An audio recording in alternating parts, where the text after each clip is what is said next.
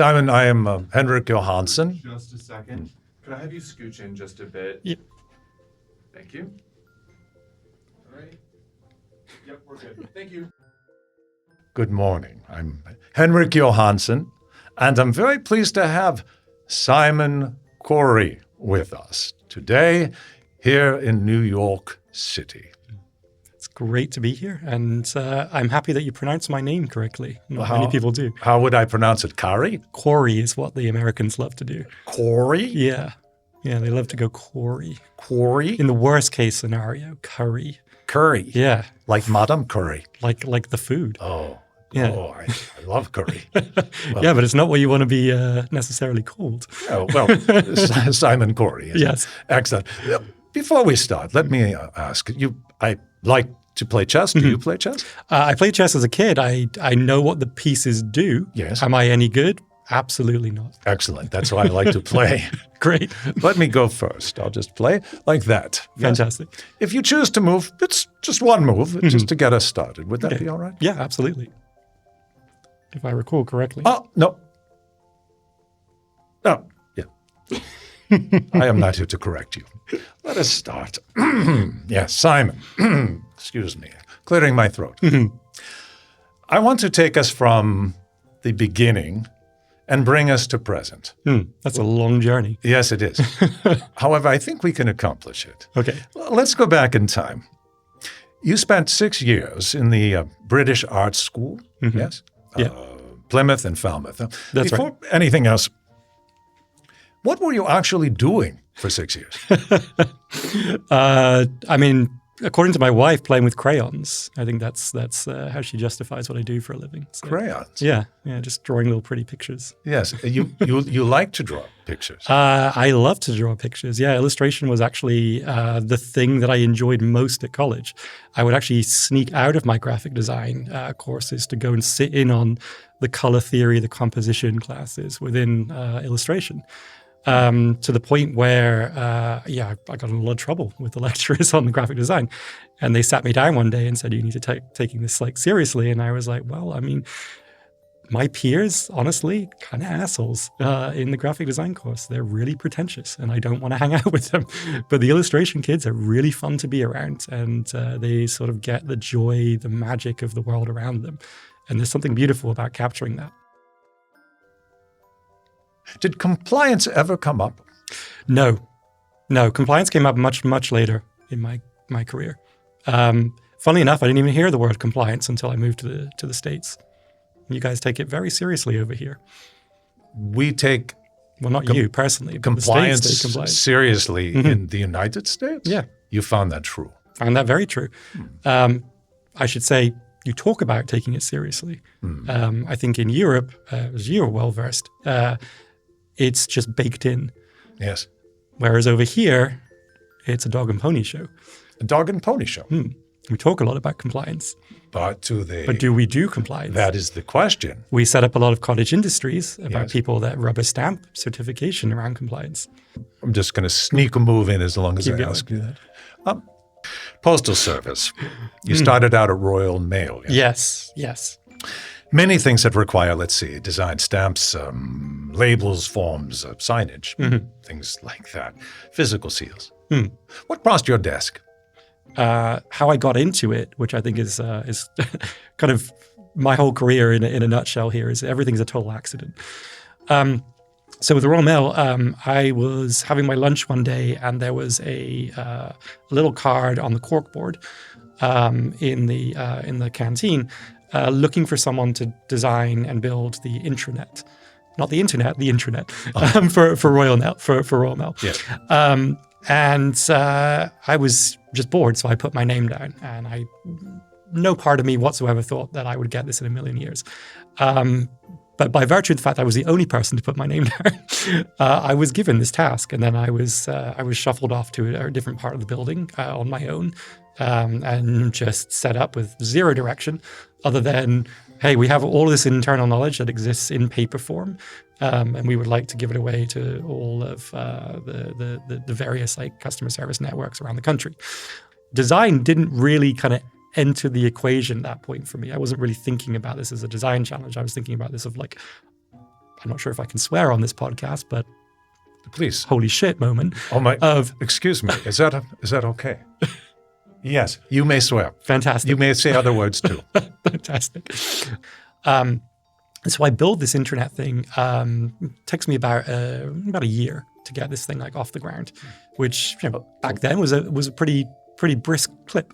Not by today's standards, they would have done it in a weekend. Yes. But back then that was great. There's something you said. I don't mean to interrupt you. Please.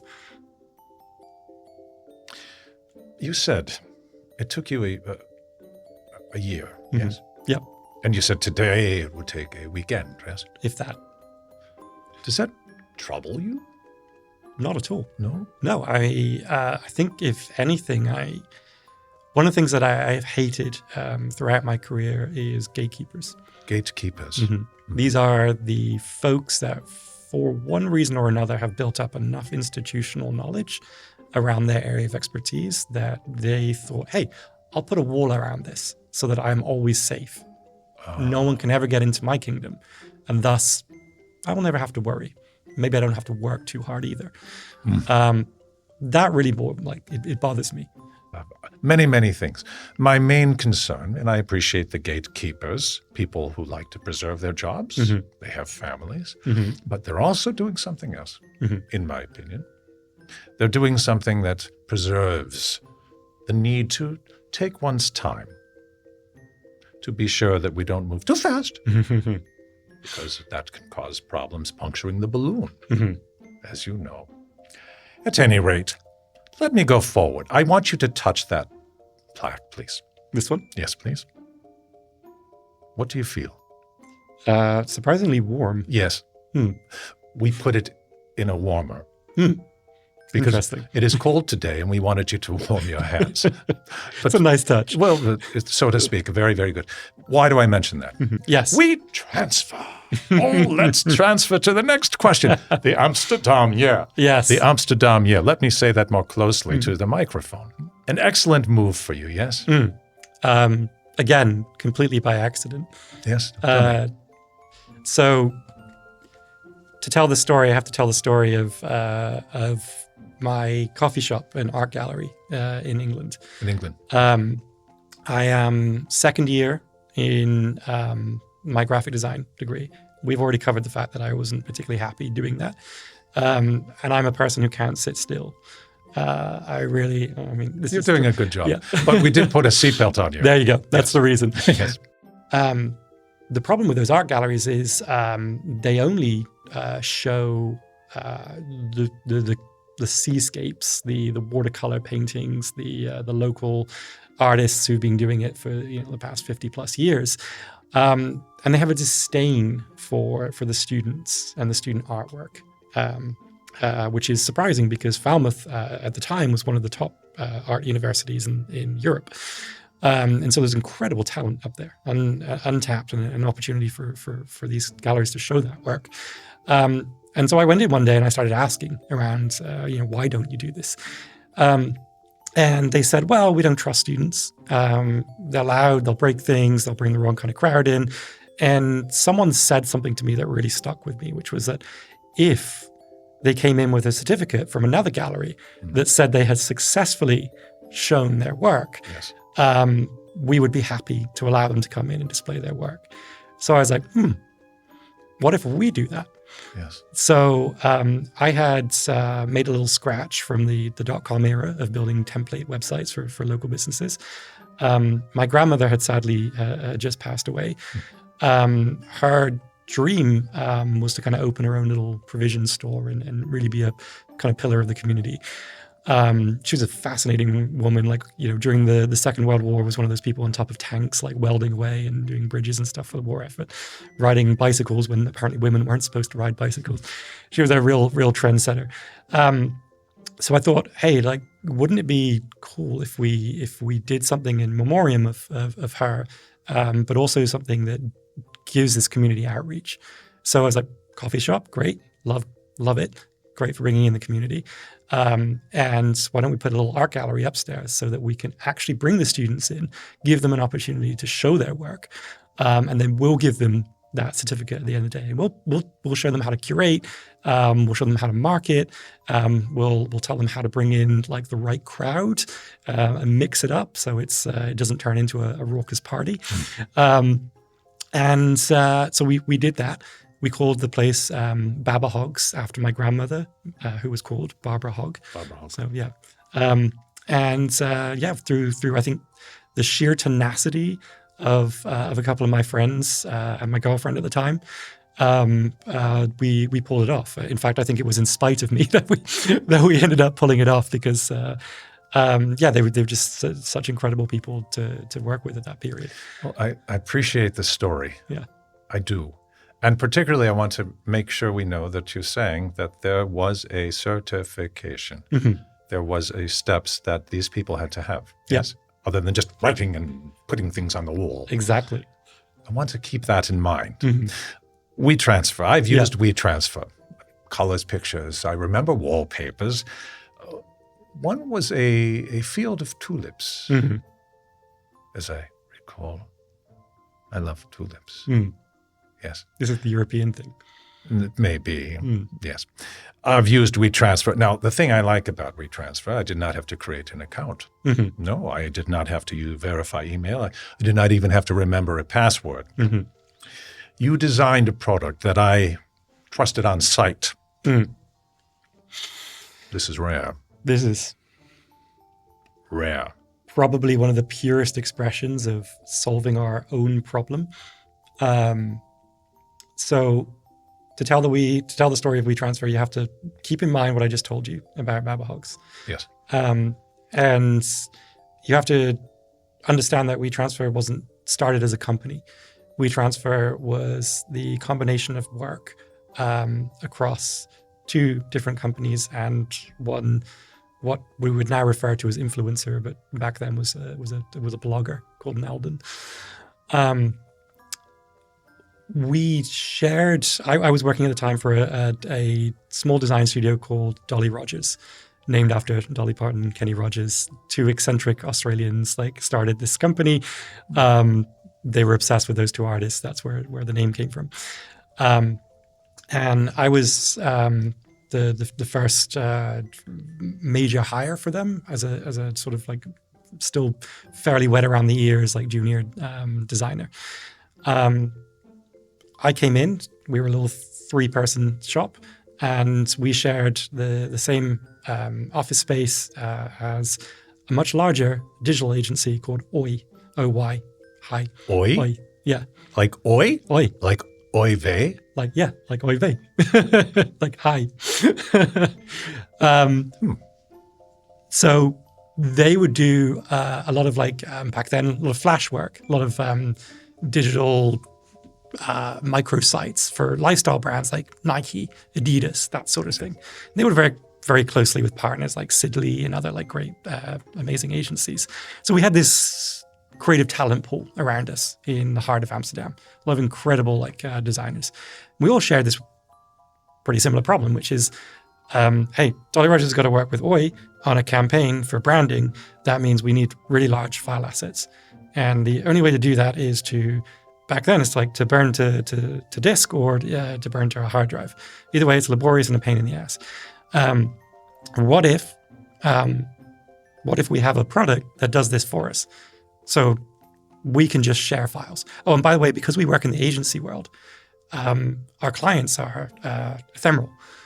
They don't last for very long. So it can't be an account system. You can't have to sign into this thing. Otherwise, the whole thing breaks and falls apart. So it's got to be one shot. And by the way, the files that we're sending are large. So the traditional peer-to-peer thing isn't the P2P network isn't going to work. What about this cool new thing called the cloud? Why don't we think about that file retention server? And so that creative spirit, that's how the story began to unfold for WeTransfer. I have a question. Yeah, please. Cloud. Mm-hmm. Yes? Yes. I walk around the streets of New York. Mm-hmm. I'm constantly barraged by smoke. Mm-hmm. Yep. Very upsetting to me. Yeah. I go from one place to another and I don't even know where I am because of the ingestion. Yep. Amsterdam. Did you do spliffs when you were doing this creation of this thing that you just described? Do you know what? I did a lot of drugs as a kid.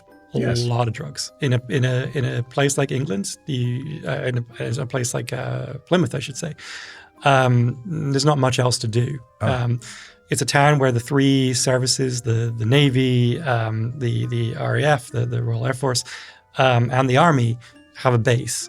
That leads to a nightlife scene which is kind of unlike any other. A lot of people in the downtime doing a lot of drugs. When I was in Amsterdam, I was already past that phase, so did not partake whilst I was in Amsterdam. Which is why I want to talk about coming to America. There was a thought that I had.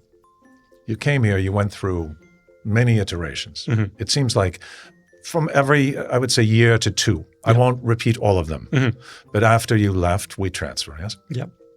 And then suddenly we come to the time of the pandemic, 2020, yes? Yes. Hard to believe. Look at that time frame. You came to Facebook. Yes. Yes. Director of Product Design. Yeah. If you can tell me in 1 minute and 12 seconds, which I'm sure you can do, I will time you. Tell me the story of getting that job. They reached out to me.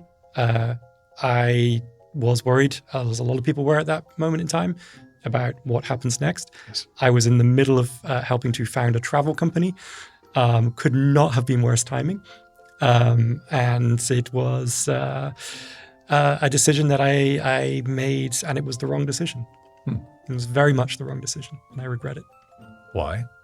Because Facebook, and I might get in trouble for saying this, is probably the worst job I've ever had. I can sum it up as being ideologically opposed. I think that was what happened. I went into a company with a lot of incredible people, and there are a lot of incredible people at Facebook. The way the company itself at the time was managed did not allow any of those creative people to really flex and work on the types of problems they wanted to work on. And you know, one of the things I was going to ask you has to do with compliance, which to me is an important piece. I won't assume that there was a compliance officer in the room for design reviews. Funnily enough, a lot of the stuff that I worked on went through legal review, and I had to sit with the legal team to go through it.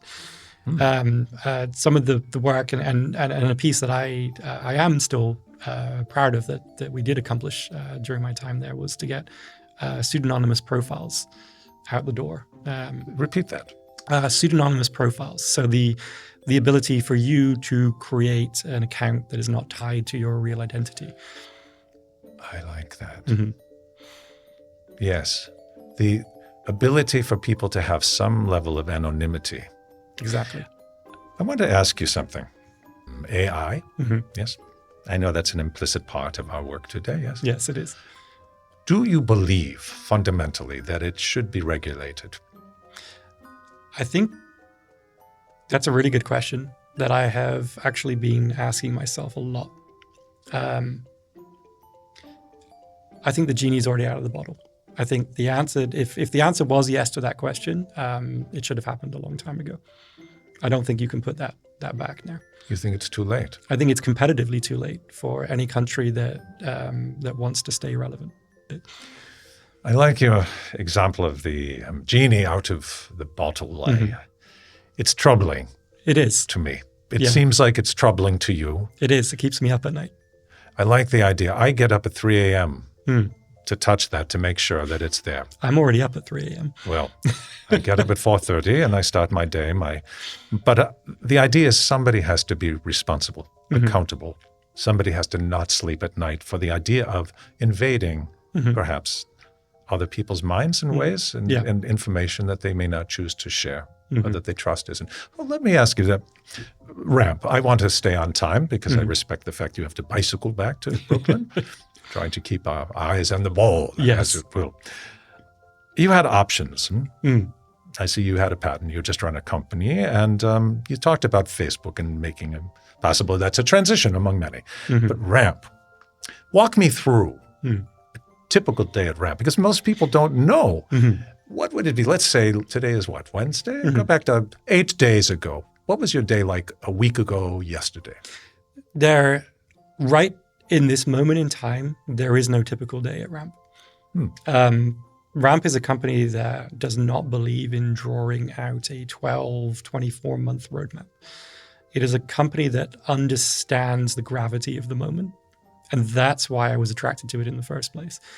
Having an opportunity to chat with the leadership team before deciding to jump on the ship, I realized something very important, something that I hold dear as sort of a pattern throughout my career.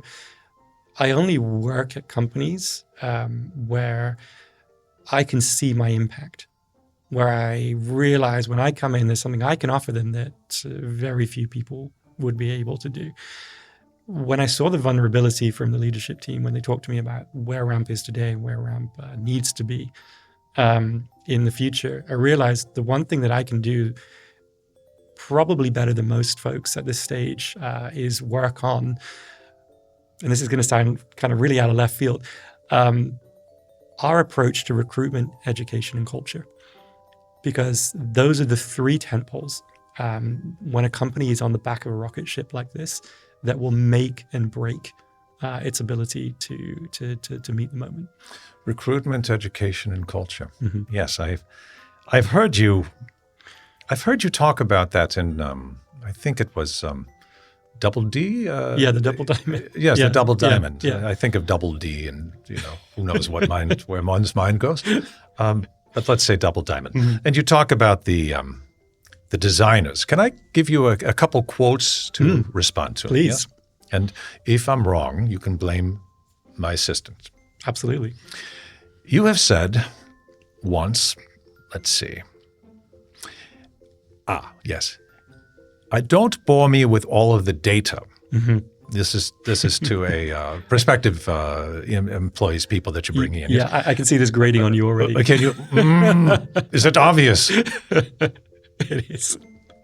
But continue, please. I'm unfortunately very transparent, aren't Yes. I could ask it to I mean, not many people would wear their SOC 2 certification so proudly. Try to carry those around Manhattan. You'll see it's not so easy. What you are looking for is velocity. You said autonomy and natural curiosity over polished portfolios. And you said, this is not a criticism. But this is not a criticism. This is not me being critical of you. Getting big no longer means being slow. You also said, ultimately, you want to kill off middle management.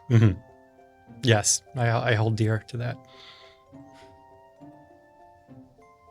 Is there a question in there? I'm holding dear to the idea that I know people in middle management. What would you say, though, to in any of those things? Let's pick the one of the three in particular, the middle management aside. Getting big no longer means getting slow. It's almost a moniker, it seems, for you. And velocity? Tell me about that. I think it's core to the Ramp's DNA. The company was built on velocity and not perfection. And I think that's the story of like the Ramp versus Brex, for example. How do you go up against Brex in the early days of Ramp when Brex was the darling? Brex was the one that was supposed to win. And you do that by listening to the customer, spending a lot of time with the customer, not thinking that you have all the answers, and moving faster than the competition. And that means that you actually have to accept that you're not always going to be right. In fact, you need to be willing to put stuff out there that you know, good chance it's going to be wrong. But the only way to figure that out is to actually put it in front of a customer, have them use it, and tell you all the ways that it's wrong. And I think that's ultimately how we built Ramp and how we beat Brex at their own game, is because we were willing to be wrong. I find it interesting going back to something you said about your work at the British Mail, yes? You listened. You were listening. You were in customer service. Yes. And I think that has served you well, Simon, based on what you just said. Being willing to get feedback is important. Being willing to be wrong. Mm-hmm. I wonder sometimes, have you ever found yourself going so fast? It's a good philosophy, and it certainly has been successful. Has it ever hit you in the face like a slap? Yeah, absolutely. The first version of the product that I shipped, I just completely missed and this is so silly considering the Royal Mail story, I completely missed the customer service aspect of the product that I was building. So I shipped a really good consumer experience, a really good way to discover amazing homes, book amazing homes, but completely screwed up the aftercare. Aftercare. Yeah. And that was because I moved too fast and I wasn't thinking about enough of the angles. And that's on me. I own that. I was the co-founder and I was running product. So I own that mistake. We did rectify it, but once you've launched something, it is much harder to retrofit things like that back into the product. So it was a lot more painful, took a lot longer than it needed to do. But that was a lesson I learned. It's a very interesting lesson. I want to thank you. I have a special something for you. I know as a designer you will appreciate this. I have been going around New York City. As I mentioned, the smoke is debilitating. I wore a mask today walking here so that I would be all right in my interview. I'm all right. I found something I think will help you as a designer. It is a logo. Is it crayons? It could be. Oh, you know what? This depending on what you have to do today. I have a special thing I found. I was down at Union Square. I like to go there to see the vegetables. The market. The market. You go? I cycle past it every day to work. It's wonderful. And I saw my favorite vegetable. It's only around in spring. Ramp. Yes? Yes. I want you to have this as a gift. I love it. This is for you. You can keep this. I could sign it, but I think this should be your new logo. Fantastic. I will pass it on to the brand team. I think this is great. I think you should sign it. If I had a pen, I would. But I thought you were prepared. I don't. I tend to use invisible ink, but we shall after. I want to say, Simon, this has been a wonderful pleasure to speak to you. Yeah. Is there any final comment or anything that you'd like to make to us? I think I said before we started recording that I have no idea why I'm here, why you would pick me of all the incredible people that I work around every day. But I appreciate that you did. It's been a pleasure to talk with you. Thank you. The reason that you are here is because you are a leader and because you have an important history and there's something that we can learn and it is inspiring. That is why. So don't diminish it. This is extraordinary that you came. I'm almost in tears. Thank you. Thank you. Oh, yes. You had a really nice touch. Yes. Do you want to do it on camera? Yeah. To Simon from Henrick Johansson. I like to sign these when I do my deals. Here, this is for you. Fantastic. Thank you. This will be framed. I hope so. Thank you. Have a good day. You too.